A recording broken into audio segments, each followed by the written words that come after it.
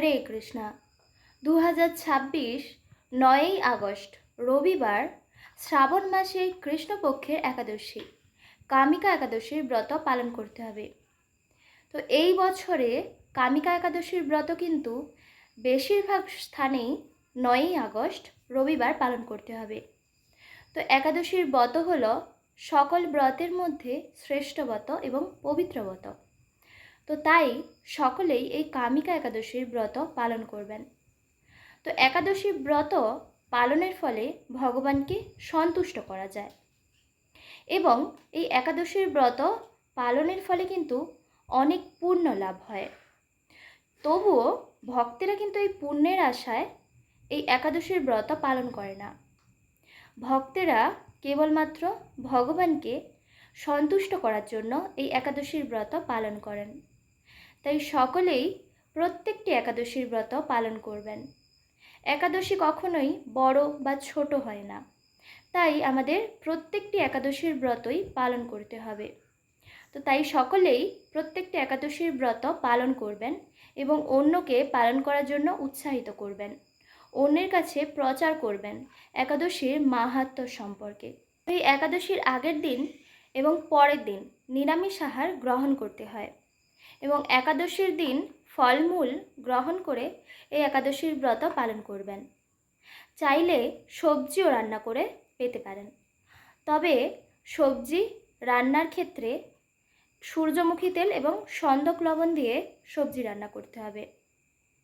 তো সবজি রান্না করে পেতে পারেন এবং এই একাদশীর দিন পরনিন্দা, পরচর্চা বা মিথ্যা কথা এইসব এড়িয়ে চলবেন।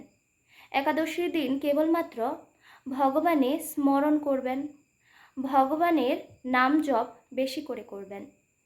তো এইভাবে প্রত্যেকটি একাদশীর ব্রত পালন করবেন এবং একাদশীর পরের দিন যে নির্দিষ্ট সময়সূচি দেওয়া থাকে সেই নির্দিষ্ট সময়সূচির মধ্যেই কিন্তু এই একাদশী পালন করবেন।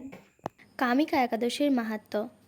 শ্রাবণ কৃষ্ণপক্ষিয়া কামিকা একাদশীর কথা ব্রহ্ম বৈবত পুরাণে যুধিষ্ঠির শ্রীকৃষ্ণ সংবাদে বলা হয়েছে। যুধিষ্ঠির মহারাজ শ্রীকৃষ্ণকে বললেন, হে গোবিন্দ, হে বাসুদেব, শ্রাবণ মাসের কৃষ্ণপক্ষের একাদশীর নাম এবং মাহাত্ম্য সবিস্তারে আমার কাছে বর্ণনা করুন। তা শুনতে আমি অত্যন্ত কৌতূহলী। প্রত্যুত্তরে ভক্তবৎসল ভগবান শ্রীকৃষ্ণ বললেন, হে রাজন, পূর্বে দেবশ্রী নারদ প্রজাপতি ব্রহ্মাকে এই প্রশ্ন করলে তিনি যে উত্তর প্রদান করেছিলেন, আমি এখন সেই কথাই বলছি। আপনি মনোযোগ সহকারে তা শ্রবণ করুন। এক সময় ব্রহ্মার কাছে ভক্তশ্রেষ্ঠ নারদ জিজ্ঞাসা করলেন, হে ভগবান, শ্রাবণ মাসের কৃষ্ণপক্ষে একাদশীর নাম কি? এর আরাধ্য দেবতাকে? সেই ব্রতের বিধি বা কীরকম এবং এই ব্রতের ফলে কি পুণ্য লাভ হয় তা সবিশেষ জানতে ইচ্ছা করি। আপনি কৃপা করে আমাকে তা জানালে আমার জীবন ধন্য হবে। শ্রী নারদের কথা শুনে ব্রহ্মা অত্যন্ত সন্তুষ্ট হলেন। তিনি বললেন, হে বৎস, জগৎ জীবের মঙ্গলের জন্য আমি তোমার প্রশ্নের যথার্থ উত্তর দিচ্ছি, তুমি তা শ্রবণ করো। শ্রাবণ মাসের কৃষ্ণপক্ষে একাদশী কামিকা নামে জগতে প্রসিদ্ধা। এই একাদশীর মাহাত্ম্য শ্রবণে বাজপেয় যজ্ঞের ফল লাভ হয়। ভগবান শ্রীহরির পূজা অর্চনা অপরিমিত পূর্ণ ফল প্রদান করে। গঙ্গা, গোদাবরী, কাশী, নৈমিষারণ্য, পুষ্কর ইত্যাদি তীর্থ দর্শনের সমস্ত ফল একমাত্র কৃষ্ণ পূজার মাধ্যমে কোটিগুণ লাভ করা যায়। সাগর ও অরণ্যযুক্ত পৃথিবী দানের ফল, দুগ্ধবতী গাভীদানের ফল অনায়াসে এই ব্রত পালনে লাভ হয়। যারা পাপপূর্ণ সাগরে নিমগ্ন, এই ব্রতই তাদের উদ্ধারের একমাত্র সহজ উপায়। এই রকম পবিত্র পাপনাশক শ্রেষ্ঠ ব্রত আর জগতে নেই। শ্রীহরি স্বয়ং এই মাহাত্ম্য কীর্তন করেছেন। রাত্রি জাগরণ করে যারা এই ব্রত পালন করেন তারা কখনো দুঃখ দুর্দশাগ্রস্ত হয় না। এই ব্রত পালনকারী কখনো নিম্নজনী প্রাপ্ত হন না, কেশবপ্রিয়া তুলসীপত্রে যিনি শ্রীহরির পূজা করেন, পদ্মপাতায় জলের মতো তিনি পাপে নির্লিপ্ত থাকেন। তুলসীপত্র দিয়ে বিষ্ণু পূজায় ভগবান যেমন সন্তুষ্ট হয়, মণিমুক্তাদি মূল্যবান রত্ন মাধ্যমেও তেমন প্রীত হন না। যিনি কেশবকে তুলসী মঞ্জরি দিয়ে পূজা করেন, তার জন্মার্জিত সমস্ত পাপ ক্ষয় হয়ে যায়। এই প্রসঙ্গে ব্রহ্মা বললেন, হে নারদ, যিনি তুলসীকে প্রত্যহ দর্শন করেন, তার সকল পাপরাশি বিদূরিত হয়ে যায়। যিনি তাকে স্পর্শ করেন, তার পাপ মলিন দেহ পবিত্র হয়। তাকে প্রণাম করলে সমস্ত রোগ দূর হয়। তাকে জল সিঞ্চন করলে যমও তার কাছে আসতে ভয় পান। শ্রী হরির চরণে তুলসী অর্পিত হলে ভগবতী লাভ হয়। তাই হে কৃষ্ণ ভক্তি প্রদায়িনী, তোমায় প্রণাম করি।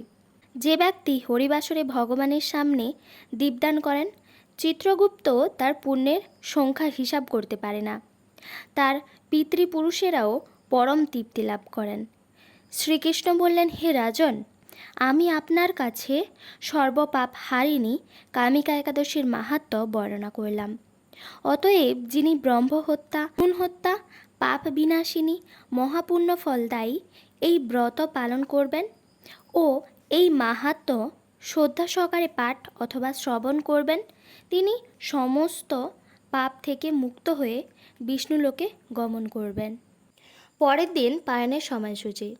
পশ্চিমবঙ্গ 5টা11 থেকে 8টা2, দিল্লি 5টা47 থেকে 8টা2, বৃন্দাবন 5টা47 থেকে 8টা2, উত্তরপ্রদেশ 5টা35 থেকে 8টা2, মুম্বাই মহারাষ্ট্র 6টা18 থেকে 8টা2, পুনে মহারাষ্ট্র 6টা14 থেকে 8টা2, নাগপুর মহারাষ্ট্র 5টা50 থেকে 8টা2, চেন্নাই তামিলনাড়ু 5টা55 থেকে 8টা2, ভুবনেশ্বর উড়িষ্যা 5টা24 থেকে 8টা2, ঝাড়খণ্ড 5টা21 থেকে 8টা2, বিহার 5টা17 থেকে 8টা2, ছত্তিশগড় 5টা38 থেকে 8টা2, শিলং মেঘালয় 4টা53 থেকে 8টা2, গুয়াহাটি আসাম 4টা52 থেকে 8টা2, নাগাল্যান্ড 4টা42 থেকে 8টা2, অরুণাচল প্রদেশ 4টা45 থেকে 8টা2, উত্তরাখণ্ড 5টা36 থেকে 8টা2, রাজস্থান 6টা4 থেকে 8টা2, গুজরাট 6টা17 থেকে 8টা2, কেরালা 6টা14 থেকে 8টা2, বাংলাদেশ 5টা38 থেকে 8টা32, ভুটান 5টা29 থেকে 8টা32, মায়ানমার 5টা44 থেকে 9টা2, সিঙ্গাপুর 7টা5 থেকে 10টা32, ইন্দোনেশিয়া 6টা1 থেকে 9টা32, থাইল্যান্ড 6টা4 থেকে 9টা35, কম্বোডিয়া 5টা49 থেকে 9টা32।